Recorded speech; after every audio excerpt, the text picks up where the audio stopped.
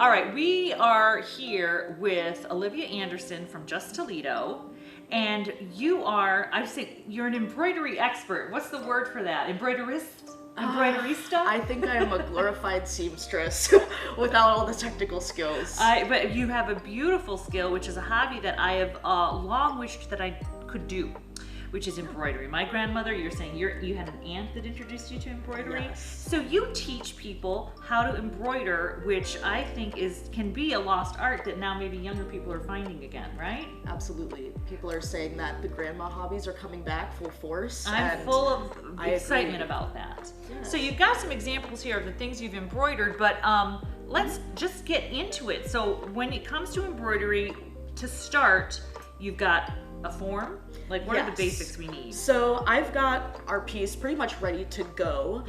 This right here is called an embroidery hoop. It's essentially a little frame that we'll use for our piece. You can embroider on anything really, that's made of cloth. Right, you can do your t-shirts or your things, but to start, we want something like this. Yes. So this is called Ada fabric. It's specifically meant for cross stitch, but it's really good for beginners because it's got a grid of holes that you can use to be a little bit more specific and mathematical with where you're going with your next stitch.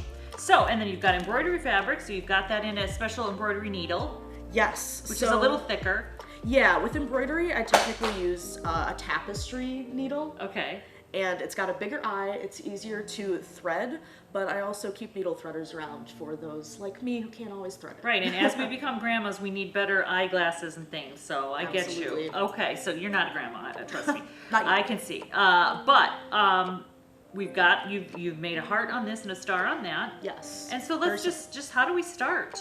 So I will always say, do your thing, do what feels best. Most importantly, you're going to start from the bottom. And I just like to start poking up from the bottom wherever I can align it along my design. And whatever feels right to you, I'm gonna poke mine up through one of these corners of the star. And once you've pulled it all the way through, you make sure that that knot on the bottom is flush with the back of your fabric. Okay. And then I'm going to show you what we call a chain stitch. Oh, perfect. So once it's done, it'll look like a little braid. Okay. So with these holes here, I'm gonna go about 2 or 3 holes away from where I just pulled up. Okay. And then making sure that that knot is still flush with the bottom, I will pull all the way down and look at that. That's called a straight stitch. Okay. And you can pretty much make anything out of that, but we're gonna get a little fancy. I love a little fancier. A little fancy. There are hundreds and hundreds of embroidery stitches, but I like to keep things accessible and show people that it's not scary. Okay. So, where do we come up? To make the chain stitch, instead of poking up somewhere new, what we will do is poke up through the middle of the stitch that we just made. Oh, okay. Okay. And you're gonna pull up the same way that you would do if you were about to come back down to make a straight stitch, and go a little bit further in front along the design to continue your line. Okay. And you can't really see it right now, but I've given you a lighter color because as you go along, you'll see it creates this braided texture. Okay, and so then I take the next one goes like about the same as the first? Yeah, I try to get it right up through the middle of the stitch I just made. Okay, I'll do that again.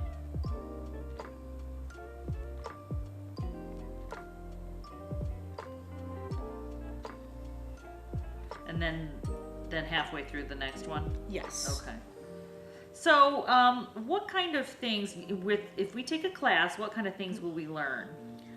So you will learn everything as small as how to thread a needle, education on the materials that you need, where to access them, and I messed up. Look, I messed up. What happens if you mess up? So the wonderful thing about embroidery is that you can always cut it out and go back. Oh, I'm going back. So no matter how much you mess up, we can make that happen. Okay, all you have to do is...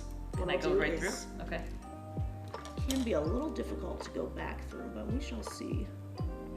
It's like it never happened. Oh, there we go. Yeah. There we go. The more you do it, the more mistakes you make, and the more you realize, I'm just going to be stubborn and make this work. Right. So how long is each class? It's about an hour or 2 hours, depending on who comes, what kind of projects they're bringing, and how intricate they want to get. Okay. But I usually encourage people to bring something small and a simple idea at first, and then we can go big. And after that. it could be a lifelong love that happens to you once you do this, right? Yes, absolutely. I just took it up as something that I thought, oh, this adult I know is doing it. I'm gonna try it out, and I've been Doing it teaching ever since? Yeah, I've been All teaching right. it for the past 5 to 8 years now. So let's tell everybody the name of the website. So if you would like to know when, again, you're doing it monthly, you're doing this, and you're doing a couple of other classes monthly. You can see all of our classes at justtoledo.com, as well as our Instagram at justtoledo. And you can follow me at Taste Your Lemonade on Instagram. Taste Your Lemonade. Yeah, I post all the fun things that I've been up to as a local artist and business owner. Thank you so much. So we're gonna keep working on this, and eventually I'll have a green heart. Thank you so much. Absolutely.